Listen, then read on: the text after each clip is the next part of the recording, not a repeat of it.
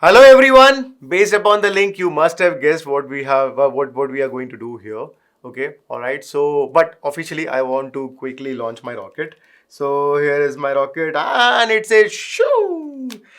Hello everyone. Once again, welcome to Byju's classes. My name is Keshav, and today we are going to discuss the JEE main paper January morning batch. Okay, so this is the 2020.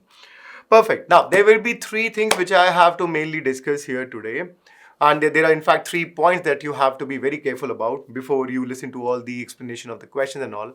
Why this particular video is different from the other solutions? Because, see, there are plenty of resources are available. If you just need the solution, so on Byju's platform, there are many textual formats and some written solutions are there that you can always see.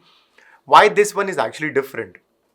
Because when I'm solving a question, I'm keeping few things in my mind, or it's a pretty common question to me from the students. Sir, you are a teacher, you're an ITN, and you are pretty smart and intelligent, so you know everything, and you just see the question, you start solving it, right? No, I tell you the reality. Or so they say that, sir, how as a student I should think about it, right? If I am a student, how should I think about it?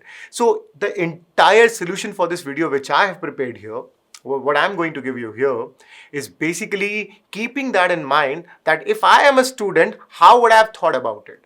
How would I have actually gathered all the knowledge? Or in fact, I have how, after reading a question, how would I have connected everything? So based upon the given inputs and what output that I have to get, how will I have created that bridge from that input to the desired output?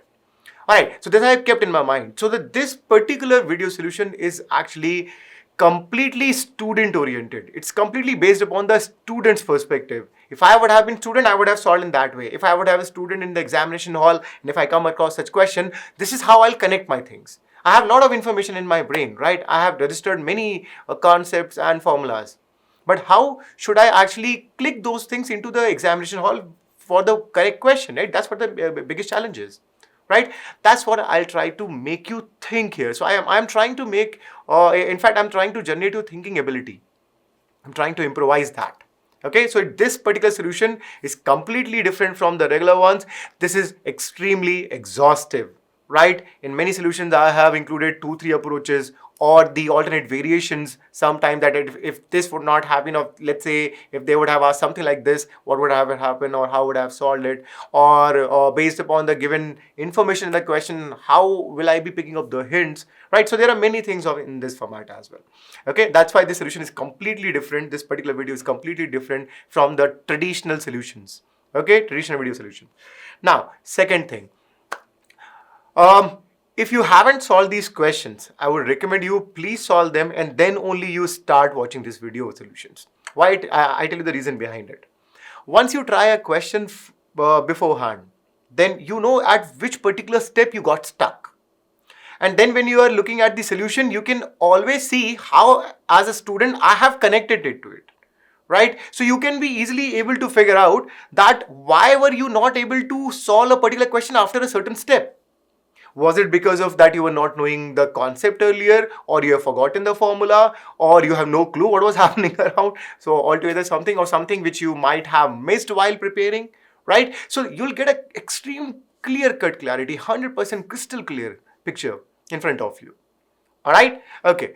So just make sure that before listening to this video solution, you must try these questions. Okay, now third thing, before I begin the solution, I'll give you a quick analysis also, that how 2020 paper was there and what was the structure and how the distribution was done and what insights you can take it from there, and what is a planned structure for 2021. Okay, and based upon that, you can plan your things accordingly. All right, so geared up, let's quickly get started. Perfect.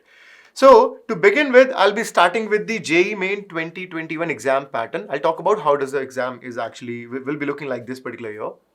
So the pattern details are something like this. Will be having a single paper, 300 marks. All right. So examination is completely computer-based test mode only, various shifts and all. Okay. Now, second thing, when I talk about the exam duration, it's always 3 hours. So in total it is 3 hours, and you have 3 subjects. So if you want, you can distribute 1 hour each, or generally people finish the paper of chemistry a bit early and then they try to, let's say if you finish the paper of chemistry in 45 minutes or let's say 50 minutes. So extra 10 minutes you would like to devote 5 minutes each to either physics or mathematics. Or let's say if the physics paper is tough, you like to devote 1 hour 10 minutes to that and 1 hour to mathematics, and accordingly. So this is strategy that you have to build beforehand. Okay, so that you have to, just by looking at the paper, you quickly have to decide what strategy or what time distribution you are going to follow. All right, okay, perfect. Now, so this is what the general 3 hours. 4 hour is for some people who have some like benchmark disabilities, and because of that, they are provided 1 hour extra for it. Okay, perfect. Now, the next thing is the total number of questions. So in the year 2021, they are going to ask actually 90 questions, out of which you have to solve 75 questions. So this particular, because of COVID and many other restrictions, that the entire portion has not been covered, or many other facts have been there that people could not go to their respective schools or junior colleges and could not prepare well, or many other factors the government is keeping in mind. So what they are doing, they've given a choice. So this is the first time ever in the history of IIT has happened that they are giving you a choice. What kind of choice is given to you? That out of 90 questions, you can solve any 75. So particularly if I talk about, for each subject, let's say there are 30 questions, so you have a choice of solving 25 questions. Okay, that 25 also, particularly, I'll tell you how this actually comes into the picture. So for each subject, if I talk about, we'll have 30 questions in total for each subject, out of which you'll have to answer 25. But within that 25 also, there is a particular restriction here. What restriction is there?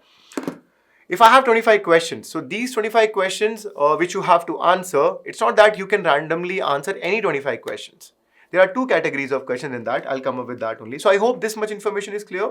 3-hour examination.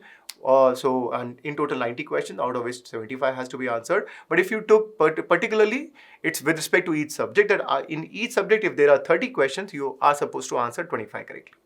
Okay, perfect. Now, how the distribution of these 25 questions has to be done, please look at this examination pattern details carefully.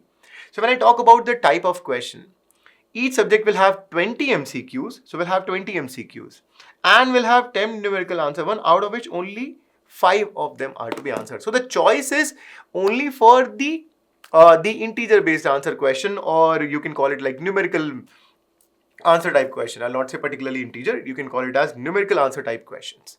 Okay, are you getting my point? What I'm trying to establish here is that you have 20 MCQs, multiple choice question. You have to take answer and then you have to move on.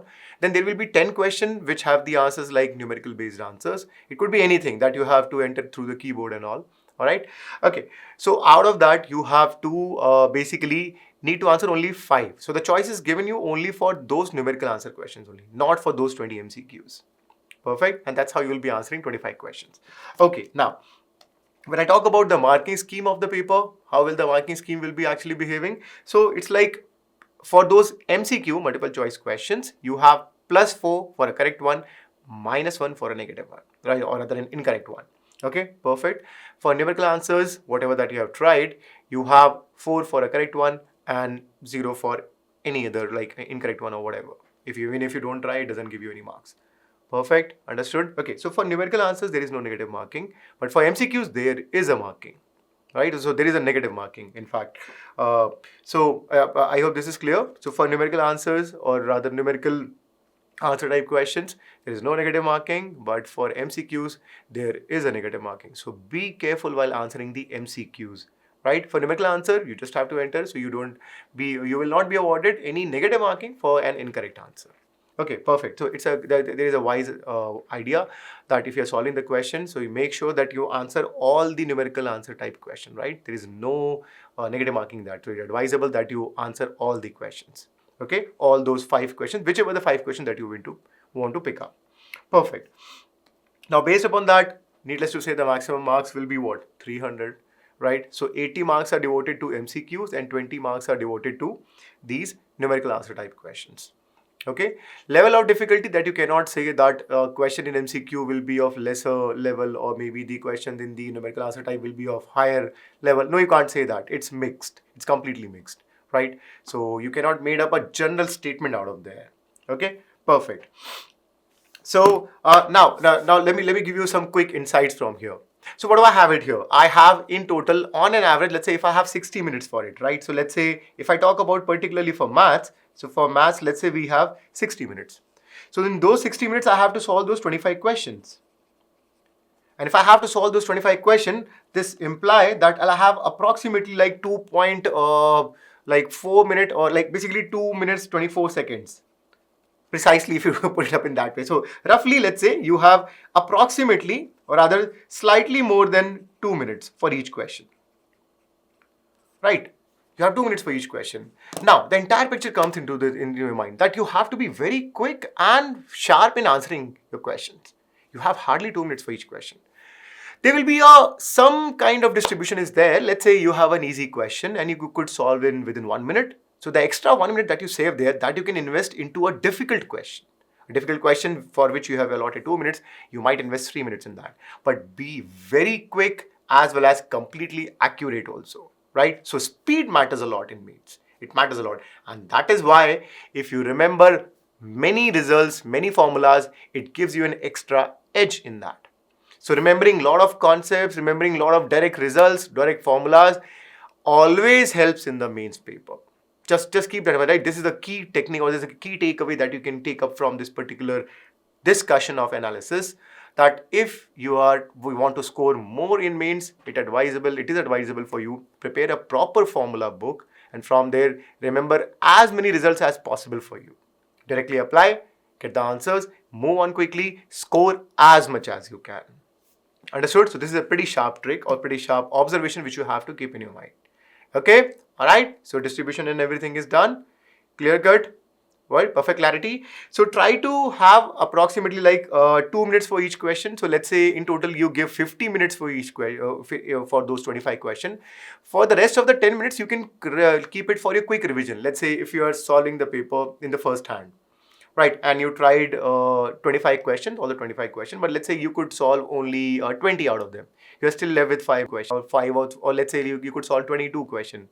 So the other 3 questions which you were not able to solve in the first attempt, I would suggest you, if you have 10 minutes left, try to go for those questions once again. And among those also try to pick up the ones in which you are most confident about, or you're most able to relate it to. Okay, so the questions which are more relatable, try to approach them only, which makes a lot of sense for you. All right. Okay, so I hope this is sorted for you. Perfect. Now, let me quickly take you to the analysis of the 2020 paper. So there will be the journal analysis, and then based upon all the papers which has happened in the various shifts, we have taken an average, and based upon that average, I'll show you the entire analysis. So this analysis is based upon the average of all the question asked in various shifts in various different days of the JEE Main examination. Perfect. Okay, let's quickly get it. So what was the structure for it? JEE Main, when I talk about the examination detail, once again, it was the computer-based paper only. All right, so there was no difference in that. Exam duration was again 3 hours, 4 hours for the person which have some benchmark disabilities.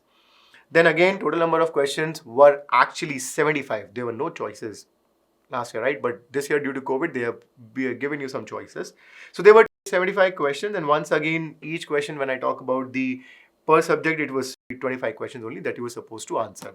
And if I talk about that, the classification of this 25 question, that again for each subject, we have 20 MCQs and 5 numerical answer type question. Marking scheme remains the same, that for every MCQ there was +4 and -1. So +4 for the correct one, -1 for a negative one, 0 for unanswered. And then for numerical answer type question, +4 for a correct one and 0 for every other case. Okay, perfect. Now, once again, so maximum marks for one paper in each subject turn out to be 100, and in total it turn out to be 300. This structure is clear, right? I've just gone a bit quick because this is something which was done in past, and now we have to plan according to 2021, for which I have done the detailed discussion. Key takeaway was that you try to remember as many results as you can, so that you can directly put it into the exam, or you can directly use it into the examination hall, plug in the values and reach to the answer, right? So I'm not saying that in every question this will work, but in most of the questions this work, and that's why you get a lot of speed. And speed matters a lot. When you have hardly 2 minutes for each question, of course, speed will matter a lot. Okay, now let's talk about the difficulty part of it. And you'll get the second insight from here. Let's see this analysis. What do I have it here? This is the pie chart for the difficulty level of the question which have been asked in the JEE Main 2020. And it's the average of that.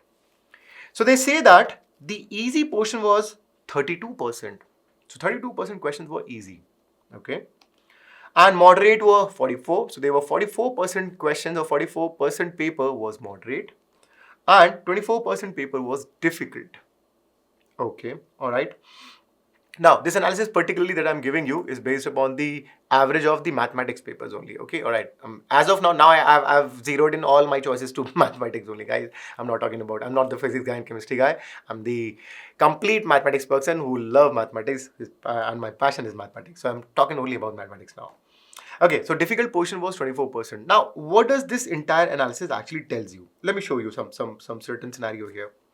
If you take up this entire picture, can you see if I add this easy plus moderate?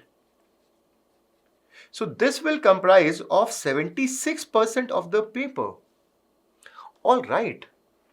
And let's say if I talk about in total, just say in general 300 marks. If I talk about, let's say 300 marks. So for 300 marks, if I take up this 76%, so this 76% for 300 marks will actually generate me approximately like 228. 228 in JEE Main. Wow, guys, if you're able to solve each and every easy and moderate question correctly, you will be getting 228 marks, and with these many marks, you will be getting a rank from 2000 to 3000. This will be your rank. So I'm not kidding. It's just a data. It's just a data that we have derived from the previous analysis, the previous results. If you are securing more than 225, your rank will be between 2000 to 3000. 2000 to 3000 out of 10 lakhs aspirants of JEE Main. It's a pretty handsome figure, guys. It's a pretty handsome figure. Are you getting my point? It's not about that you have to solve all the difficult questions. No, that's not a wise idea. It's not advisable that you have just take one question on your ego and you got stuck on that, and then you just want to solve it because let's say you love quadratic equation, so you want to solve the question of quadratic equation at any cost. You put it on your ego, you're investing 20 minutes in that. No, that's a stupid idea. That's an absolute stupid idea. Why are you wasting? Why are you becoming emotional? It's a competitive examination. You have to score high, as much as high as you can. Then what does it make sense? It makes sense that you pick up. You wisely pick up, you select all those questions which are easy and moderate, and make sure that none of them in none of the such questions you are actually making a mistake. And just by doing this, you are able to score more than 225, which is like more than 75% marks, which can definitely get you a rank approximately 2000 to 3000, and in fact, somewhat like below 3000. You can, in general, you can say that. Now, whatever that chunk that you will collect from this 24%, now the difficulty is 24%, right? So this difficulty is 24%. Now, whatever the portion that you can extract from this 24%, that will elevate your rank. Let's say if you are able to solve the entire 24%, of course, then you will be AIR1. Congratulations. All my good wishes to you. But even if you are able to take some portion of it, you will be actually leveling up your rank, right? You will be trying to increase your chances of getting a better and better rank, right? So what's the idea? Be a quick observer. The moment you get the paper, right, quickly try to scroll that what are the easy and moderate question. Please do not get stuck in a very tough question, and please do not ever take any question on your ego. Just because you love a topic, it may happen that the toughest question of the paper might be from the topic which you love most, right? So it's really not a smart idea to waste your lot of time into the examination hall. It will decrease your confidence also. All right, so be aware of this, and this is a pretty sharp observation which you have to keep in your mind. Okay, all right. Now, so as I said, the more you take it from this difficult part, the better rank you will be actually able to score. The moment you are able to solve medium and easy, moderate or easy, I can guarantee you your rank will be definitely less than 2500. So you'll have a rank, you will be securing a rank less than 2500, which is a pretty handsome rank. Imagine you have 40 lakh aspirants for the examination. Okay, all right. So let me now move on. I hope that strategy is clear, how you have to focus on this. Now, when I talk about the class-wise distribution, so 11th portion and 12th portion, sometimes people say that, no, I want to focus more on the 12th portion, or maybe in the 11th initial days, I was highly motivated. Then I got a bit demotivated because my scores were not that up too, because that's a general trend. What happened like from 10th to 11th when you come, so your motivation level is very high, you want to get the best rank, you want to reach IITs, and of course, you should be like that. But then suddenly the difficulty level increases, and many of you, I won't say all of them, but many of the students face difficulty, right? Because of course the level has increased in multiple levels. So they feel that, oh, I'm not able to score well and all. So sometimes they're the mid of the 11th is a bit crisis time that they have. Then again in the 12th they come back, oh now I am matured and now I want to get as much as I can. So they are more comfortable with the 12th part. So it varies from student to student. What my idea is, 11th and 12th, can you see 12th 52%, 11th 48%. What does that mean? They have almost equal weightage. 2% is a very small figure. Almost equal weightage. So if you are trying to be biased about 11th portion or 12th portion, this is not a good idea. Alright, whatever the sins that you have made in your past, please try to wash them off and then come out of it and just channelize all your energy and be highly focused and highly motivated and put everything into the entire portion. The reason is this: when I talk about that moderate plus easy, right, that 76% you don't know it is coming from 11th or 12th, right? That you really don't know. So the important point is that you cover the entire portion and make sure that you cover each and every concept of all the topics which has been taught.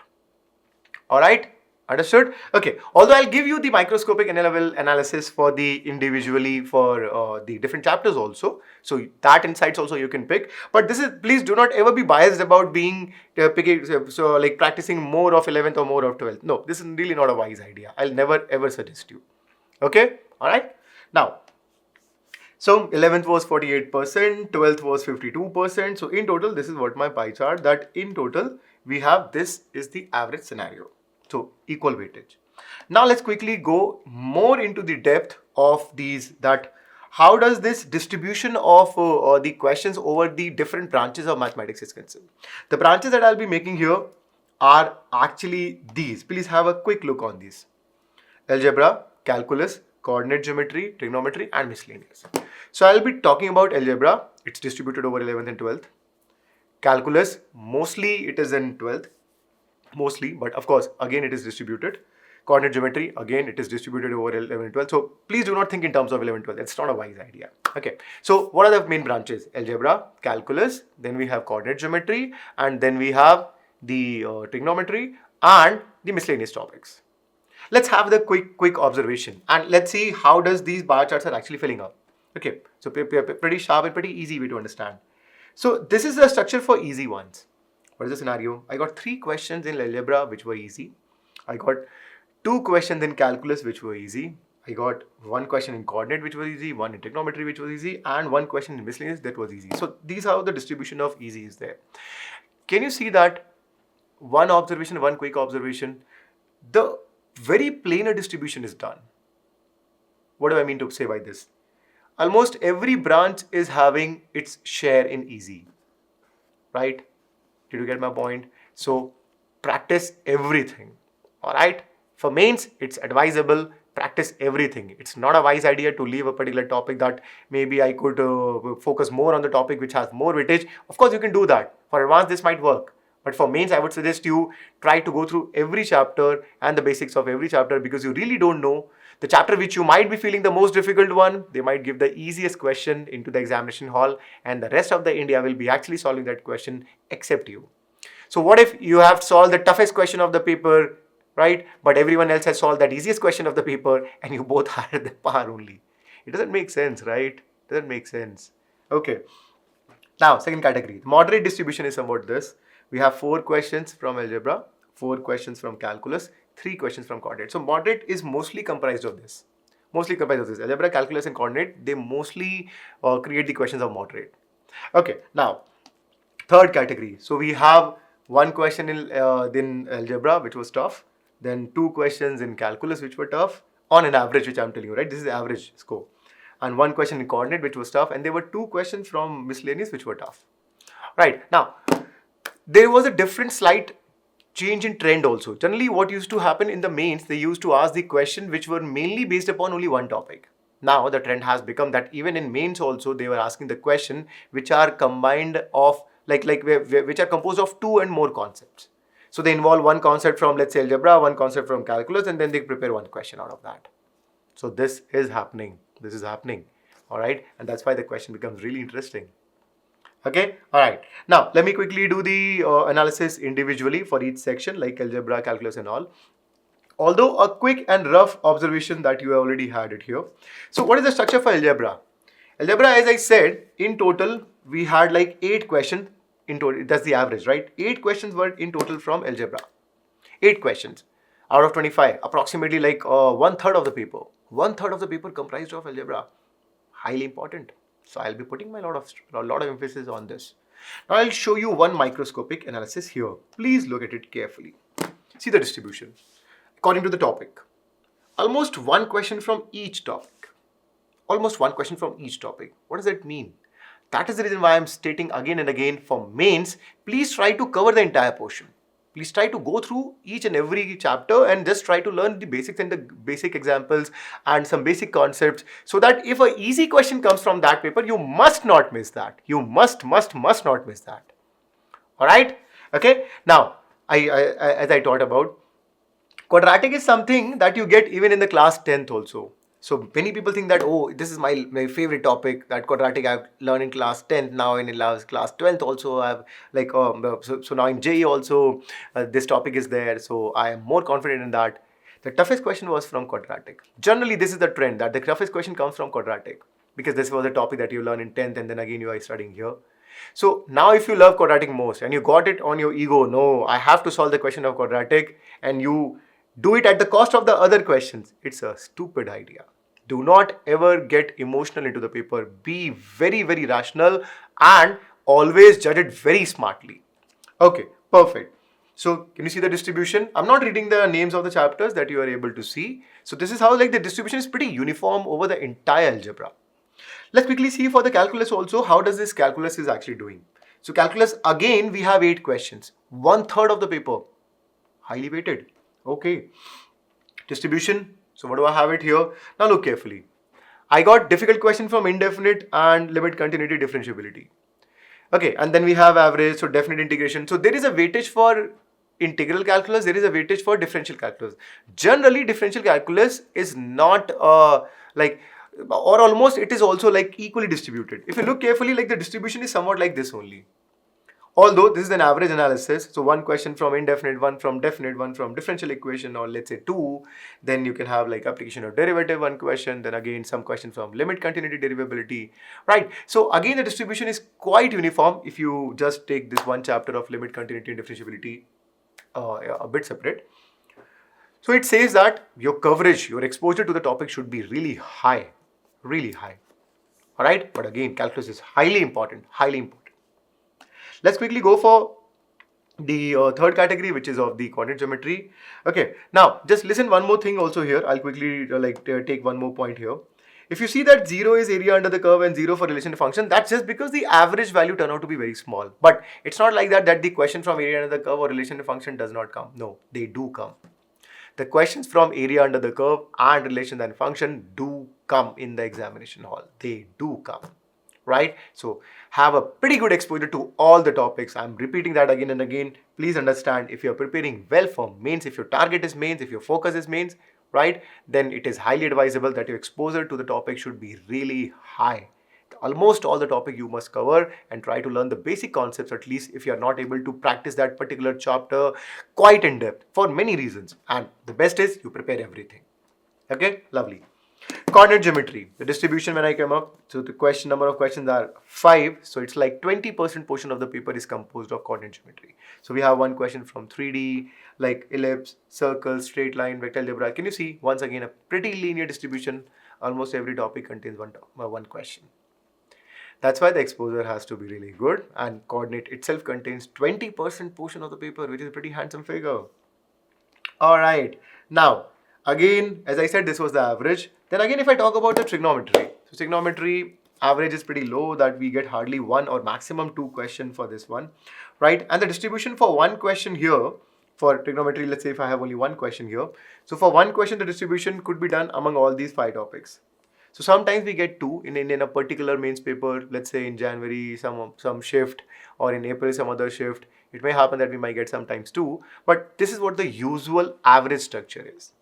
Alright, we generally get either 1 or maximum 2 from these topics. Okay, so this is what the weightage of trigonometry is there. Now, when I talk about the miscellaneous topics, you guys must be wondering what this miscellaneous is, because it's composed of like 3 questions. This is what the structure is. So this entire distribution of 3 questions out of 25, are composed of like one from probability, one from statistics, and one for mathematical reasoning. See, this is not the probability that you have from the algebra. This is basically the probability distribution if you talk about particularly. Okay, now listen carefully. What do I mean to say by this? If you prepare mathematical reasoning, if you prepare statistics, if you prepare probability distribution, you can definitely solve 3 questions. And these topics are really small. They are really small. The scope is not that wide. The domain is very less. So your chances of securing these 3 questions correctly are very, very high, despite the fact that you might get a tough question from this. Because the scope is not that wide, right? You have limited questions, you have limited concepts in this. And because of that only, it is pretty easy to score in these ones. So it is highly advisable, if you are focusing more on mains, you make sure that you definitely do practice these chapters quite in detail. Alright, okay, lovely. So this is how my entire structure looks like. So it's like we have approximately 1/3 paper from algebra, 1/3 from calculus, 20% paper from the coordinate, and the other portion from miscellaneous topics, right?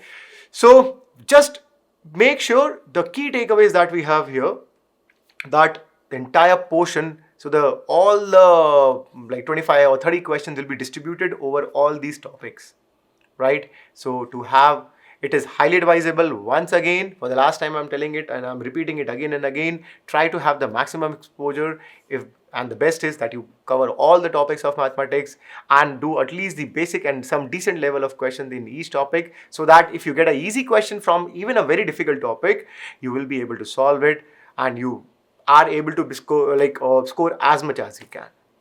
Alright, okay, and even if you take up only the moderate and the easy part of the paper, you are able to secure a rank which is below 2.5k, right, 2500, which is a pretty handsome figure. And from the difficult portion of 24%, as much portion that you are able to solve from that difficult one, you will be actually reaching to a better and better rank. Okay, so just practice well, revise well.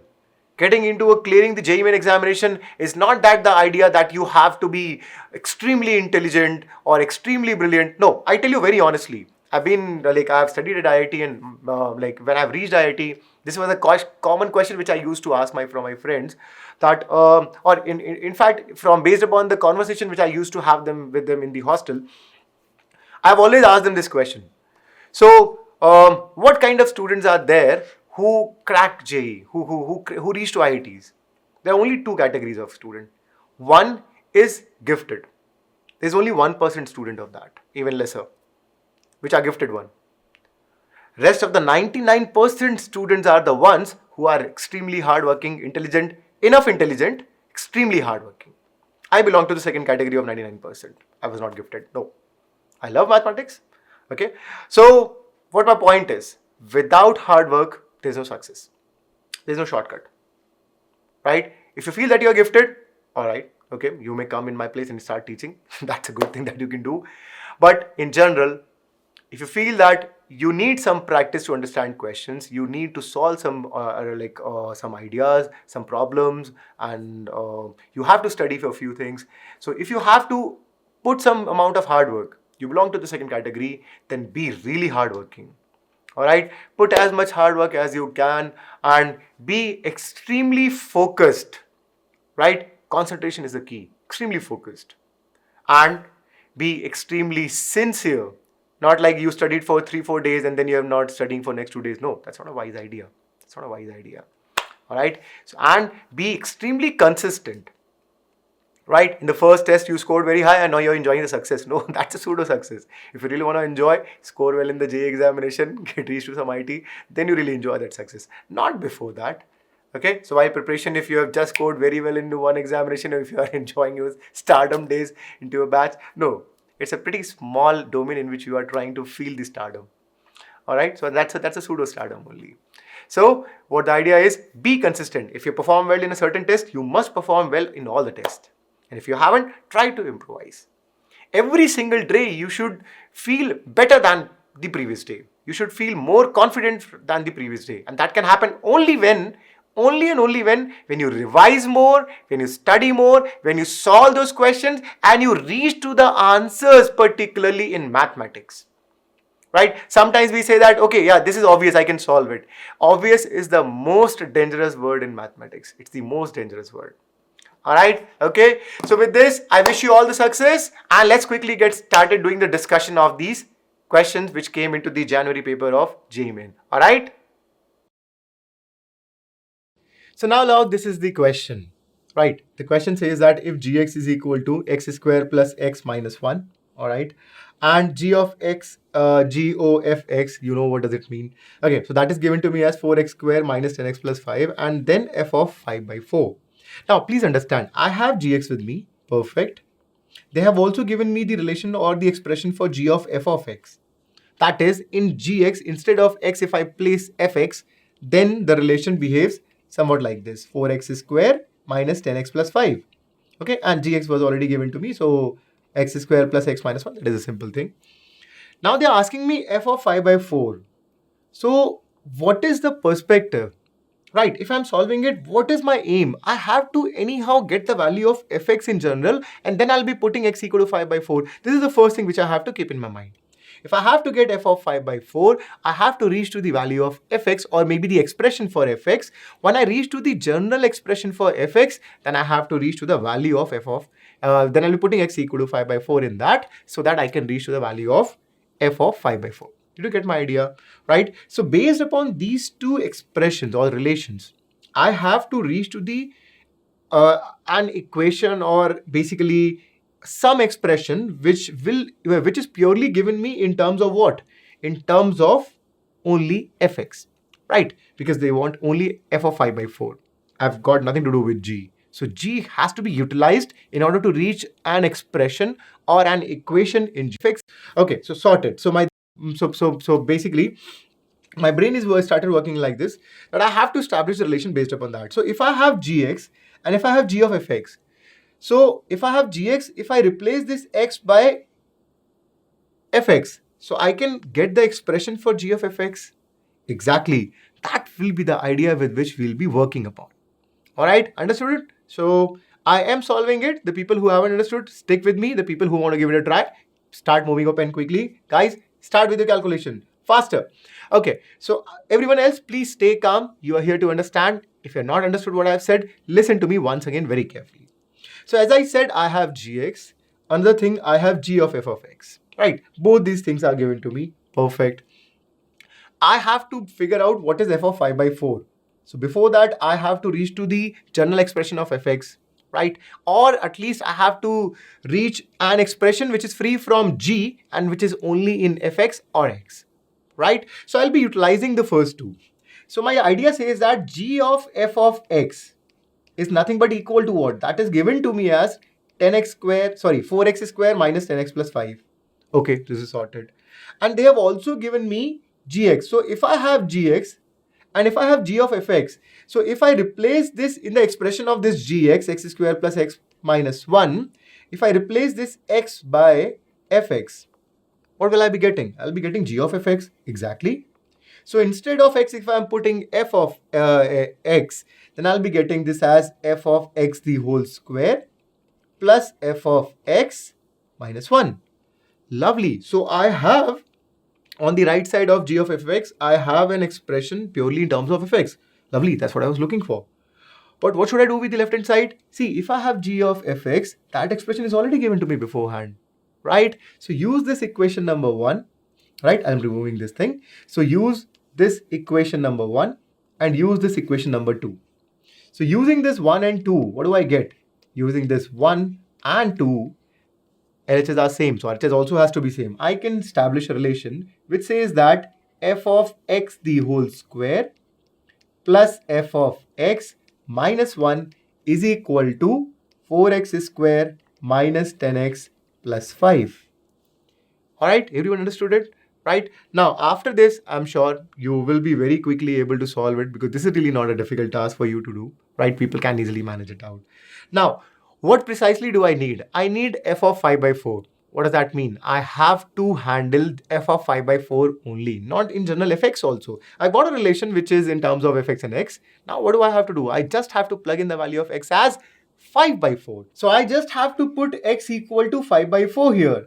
So what do I get here? When I put x equal to 5 by 4, we get this as f of 5 by 4 the whole square plus f of 5 by 4 minus 1 is equal to 4 into f of 5 by 4 the whole square minus 10 into 5 by 4 plus 5. Alright, now this is a simple algebraic calculation. You just have to figure it out quickly. Okay, so let's quickly do that.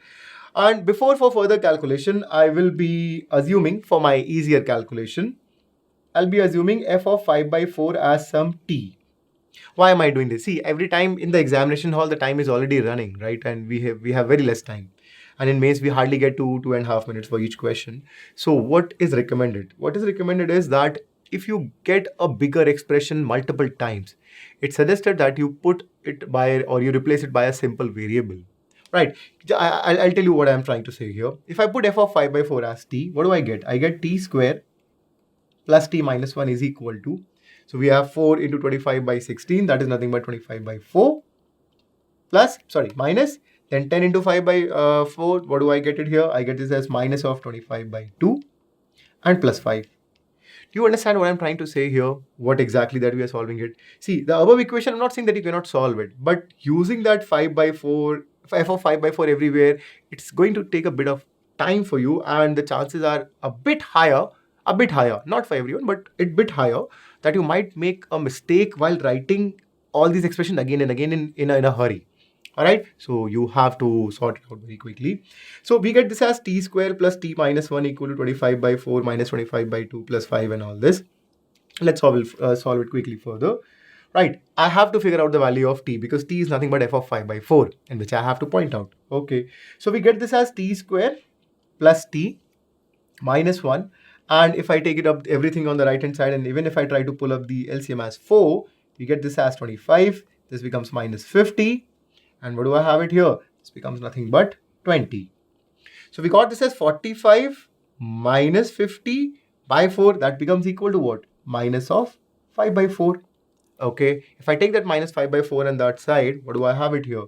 So here we get this minus 5 by 4. My equation becomes t square plus t minus 1 plus 5 by 4 equal to 0, right? Which implies that I get this as t square plus t plus 1 by 4 equal to 0. Okay, so this is what the ultimate result that I've got. Perfect.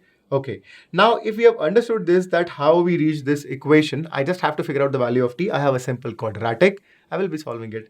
In fact, if you observe this thing, this particular expression which I have written here, which is a very simple one in fact to understand. So what do I have it here? We just have to get the value of t from this quadratic, and I'm keeping my calculation here. So let's say if I take the calculation here, we get this as t square plus t plus 1 by 4 equal to 0. What do I have with me? What do I have it with me? I just have this is t square plus 2 into 2.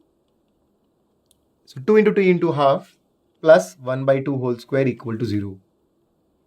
Are you able to understand what I'm trying to point out here? This is nothing but t plus 1 by 2 the whole square equal to 0. And when t plus 1 by 2 equal to t plus 1 by 2 whole square equal to 0, what do I have? I have t plus 1 by 2 equal to 0, which implies that t becomes equal to what? Minus half. But what is t? T was nothing but f of 5 by 4 only. So what do I got? F of 5 by 4. My f of 5 by 4 becomes equal to minus 1 by 2. So from here I can quickly figure it out that the value for t, see, we got t equal to minus half, and t was nothing but f of 5 by 4. So I got f of 5 by 4 as nothing but minus half. Hence B option is the correct answer. Did you get the idea how we have solved it? So if you would have been student, if I would have been student, I would have tried to establish this fact in my mind. I have to reach only f of 5 by 4. So I have to utilize both the gx. So I'll be utilizing gx and I'll be utilizing g of fx. And my aim is to reach a relation or any expression in fx and x only. Once I have an expression in fx and x, I'll be just putting x equal to 5 by 4. I'm done. That's it.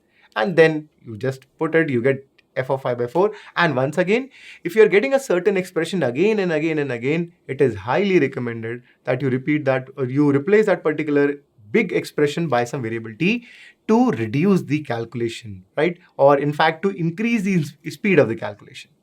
All right, perfect, lovely, understood everyone, right? So the key takeaway was that if you have a lot of information, g, fx and all this, but they're asking only for f of 5 by 4 or the value of f at any certain x, then your aim is to establish a relation in fx and x.